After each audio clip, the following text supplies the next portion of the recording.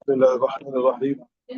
ولنا أن الشبه الثاني لا يطلق ولا يؤثر على تركه، وهذا يكون إلى الصوم لأنه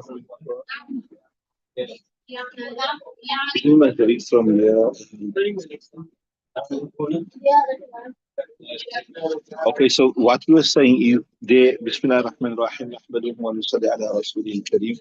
What we were saying there, see that you cannot compare fast, like what Imam Shafi was saying, that here in Ramadan, you got a choice to fast or not. If you want to fast, you can fast.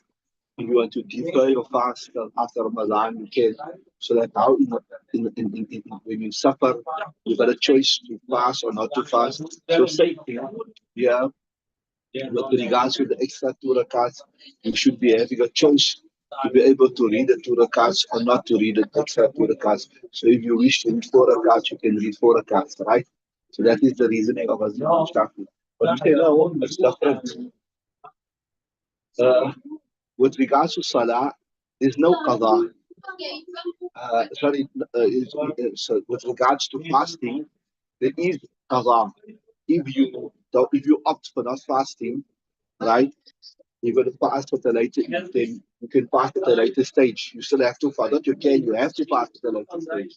So it doesn't drop off completely. So that's why some people will say, still having qadha on my head. Let's fast finish now, even though we are on trouble, we are on suffer, especially in today's modern day and age, where suffer is not so difficult. Suffer is by plane, suffer is by train, suffer is by car. So you say, let's fast finish. So the maqis and the maqis alay are not the same. The thing you're comparing and the thing you're comparing it to are not the same. Fasting doesn't drop off at all. You still have to do it at a later stage. But the few rakats of salat is something which drops off completely. So you are like how you say comparing apples to pears. So this is walana anna athani. The second, when you are musafir and we're saying you really have four rakats salah, you must only read two rakats, you mustn't read the four rakats. Anna athani. The second two, لا يقضى. قضاء is not made of it, right? ولا يأثم على تركه. And also, you do not get sent for leaving it out, even if you don't go to a later stage, like fasting. If you opted not to fast in the month of Ramadan, and if you don't fast at the later stage, you will get sent. You will be punished for it, right? Right. Right. وَهَذَا آيَةٌ نَافِلَةِ. So this is a sign of it being a nafal. What is a sign of being a nafal? That the fact that if you read it out, there's no sin, right? The khilaf is so you can't read to fasting. You have to make qadha, so that shows you it is two totally different things. Where's Yusuf is not to tell it one. Okay, read the next one.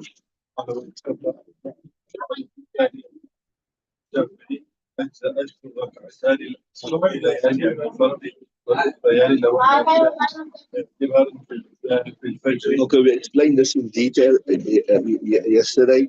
That if you're supposed to read four rakats, but what you wanted done, so you're supposed to read two rakats. You read four rakats, so but you sat after the first two rakats, you made a shahud, and then it will be fine because you just delay. Not will be fine, but your faraz will be done because you did not opt from a faraz into an appeal. So in Salah Arba'an, a person is 4 rakats, وقعد في الثانية, step after the first 2 rakats, قدر التشهد إلى بعد التشهد, أجزأته الأولى يعني عن الفرز. The first 2 rakats will suffice for the first, right? Because you separate والأخرى يعني له نافلة. The other two will be a nafil. اعتبارا بالفجر, like Fajr, like how you were reading Fajr namaz. After Fajr namaz, you made a mistake and you stood up and you read another 2 rakats, right? وَيَصِيرُ مُسِيئًا. So you, the only problem you got here is you delayed your salam of the first 2 rakats, right? Because you're supposed to make your salam immediately after the 2 rakats of Safar, Qasr namaz. وَيَصِيرُ مُسِيء تَأْخِيرِ السَّلَامِ. وَإِن لَمْ يَقْعُدْ فِي الثَّانِيَةِ. If a person never sat in the second 2 rakats, فَإِن لَمْ يَقْعُدْ فِي الثَّانِيَةِ. A person did not sit in the 2 rakats, قَدْرَهَا, the amount, right? You never sit. Means you hop straight from the faraz into the nafil namaz, right? وَإِلَّمْ يَقُلُوا فِي الثَّانِي, you never sit in there, right? قَدْرَ بَطَلَتِ الْإِخْتِلَاء بَطَلَت, that the faraz will become batil. So the fajr will not be done لِإِخْتِلَافِ النَّافِلَةِ بِهَا, because you are mixing a faraz and a sunnat. You're not coming out of the faraz with the faraz. You are, before you completed the arkan of the faraz, before you complete the arkan of the faraz, you are hopping into a nafil. باختلاط النافل بها قبل إكمال أركان, before it's right. Read the next few bars, Yusuf.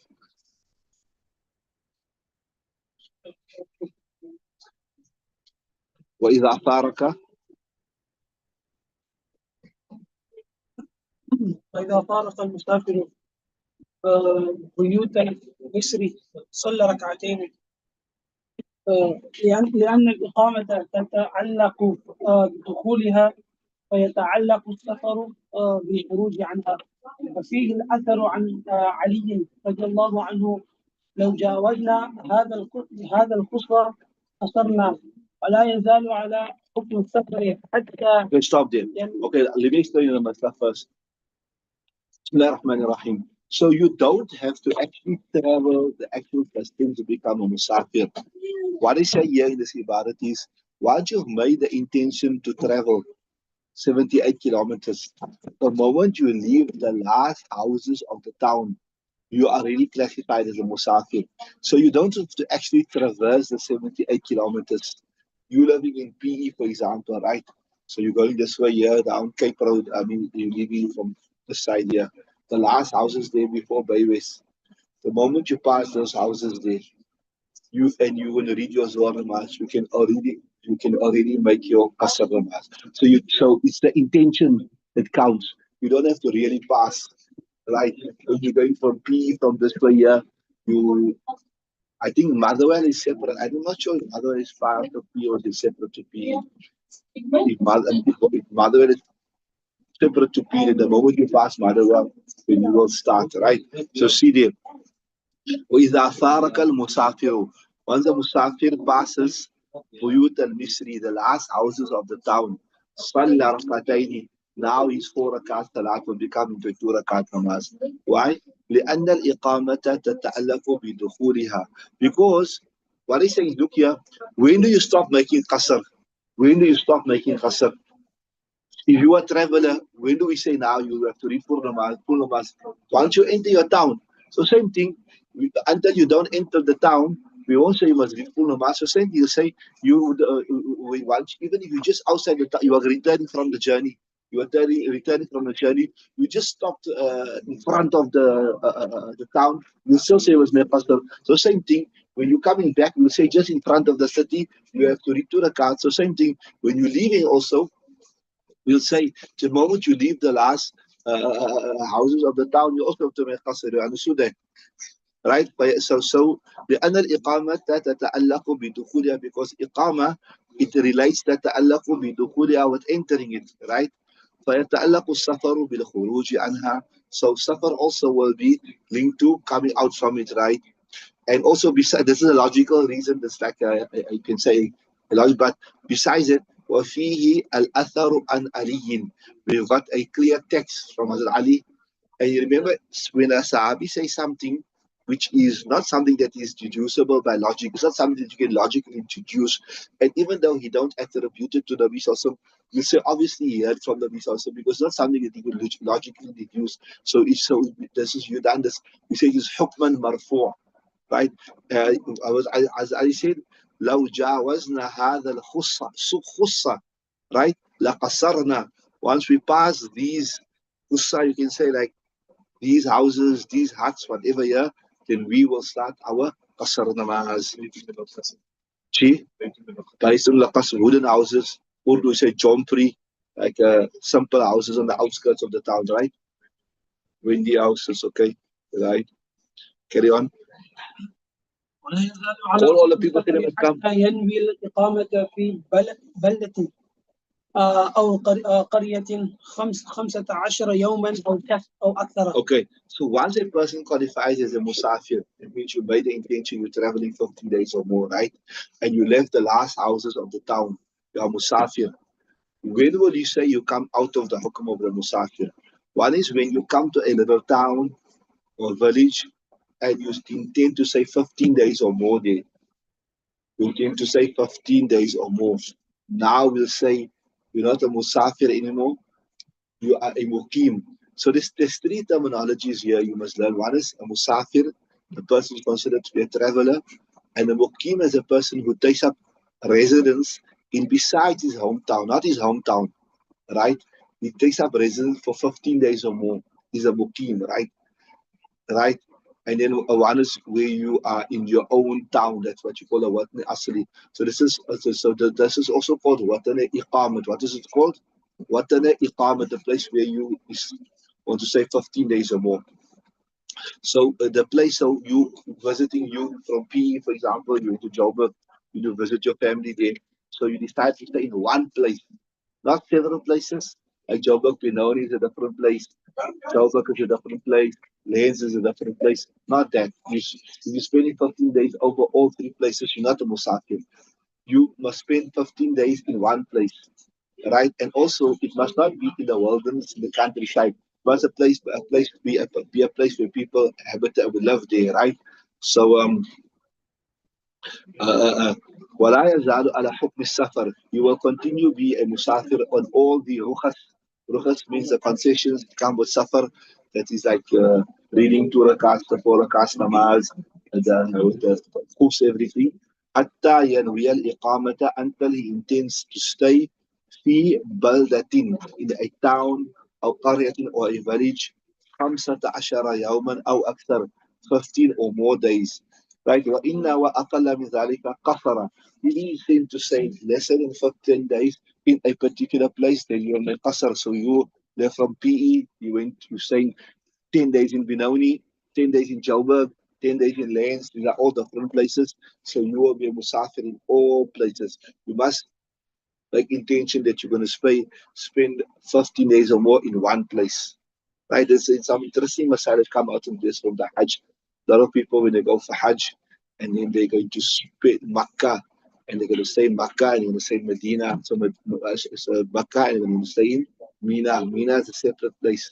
So if you're not staying 15 full days in Makkah alone, then you become a Musafir. If it's lesser than that, then you're a Musafir there. But if you stay 15 days before Hajj in Makkah without, so the ikhtilaf amongst the ulama is, has Mina become part of Makkah or not? Some ulama say no, Mina is part of. So even though your days of Hajj are in that 15 days, some ulama say no, you're still a Muqim because Mina is now merged. But the preferred opinion is Mina is still a separate place. Can you people say the quicker you sit in the places where we gave you, the quicker we can start our work and finish up? لأنه لا بد من اعتبار مدة، لأن السفر يجامعه اللبس، فقد دارناها بمدة الطهر. Yeah, they say, look here, you look, when you're traveling, you can't, especially in previous days, né? You can't travel continuously. You're traveling by camelback, you're traveling by horse, you're traveling by foot. You need to stop somewhere and rest. The animals need to be fed. The animals need to have a few days rest, etc., etc. So you have to stop. So if you're going to just say, even if you stop for one day, you will become a mukim, that's not practical, right? Because that is not your destination. That is not the place. So you need to stop. You cannot travel continuously, especially in previous days, So now, so we need to say that we need to fix that what type of stop renders you a mukim and what type of stop renders you a musafir, right? So we said that staying 15 days or more, that is the type of stop that will render you a musafir. And how do we come to that 15 days? See, in the Hanafi madhab also, the maximum of tuhur is what? Or rather, the minimum of tuhur is what? It's 15 days. A woman must be clean for 15 days before she reads salah, right? So that shows you that 15 days of cleanliness, mujib, it makes salah compulsory. So same thing here also, 15 days of stopping in one place, that will also make the salah compulsory. Okay, we stop there, inshallah, we'll continue tomorrow. I don't have to show you every week where you're placing the